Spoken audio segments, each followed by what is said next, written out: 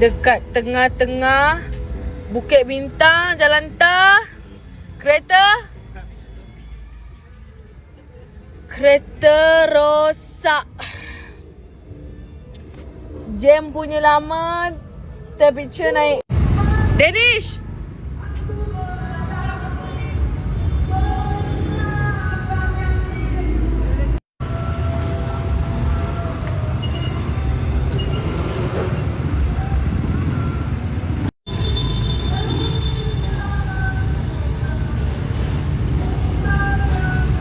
Oat yang baru, oat yang lama dah habis.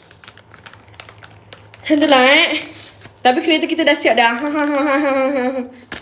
Nak raya. Mana boleh lama-lama. Kan? Nak raya Aku dah trimester kedua. Dah lama dah pun trimester kedua sebenarnya. So kita pun ambil oat juga. Kau cakap dengan aku, Mas, mengandung boleh ambil oat ke? Boleh lah kan, oat je. Hush. Aku ni muntah-muntah oat ni je yang buat aku tak muntah. And bagi aku tenaga. Tak adalah aku macam lemah. Gitulah. Lain orang kan lain badannya pun. Alah pun.